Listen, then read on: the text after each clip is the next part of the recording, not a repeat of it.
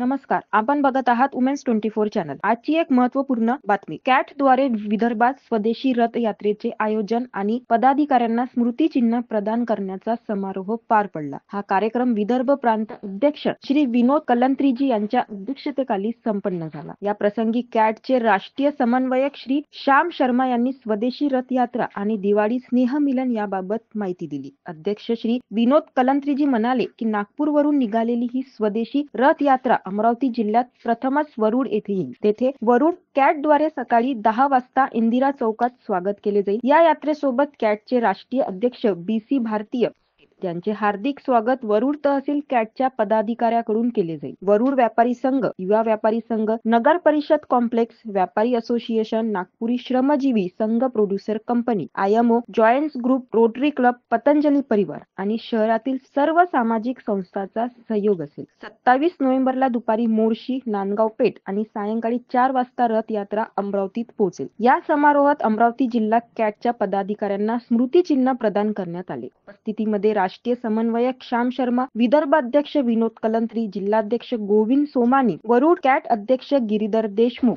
आत्माराम उरसवानी, संजय अग्रवाल, गोपाल पांडे, वासुदेव कृष्णानी, परमिंदर अरोरा, सागर Raut, doctor कुंजन वेद, विधी नवंदर, doctor Ketaki काडले आणि मनोज डफळे यांचा समावेश होता. या प्रसंगी वरुड व्यापारी संघ आणि कॅट तहसील अध्यक्ष गिरीधर देशमुख यांनी सांगितले की वरुड शहरात येणाऱ्या स्वदेशी रथ यात्रेचे भव्य स्वागत केले जाईल. हे स्वदेशी अभियान देशभरात आत्मनिर्भरतेचा संदेश देईल. अशा बातमीसाठी बघत रहा वुमेन्स 24 चॅनल.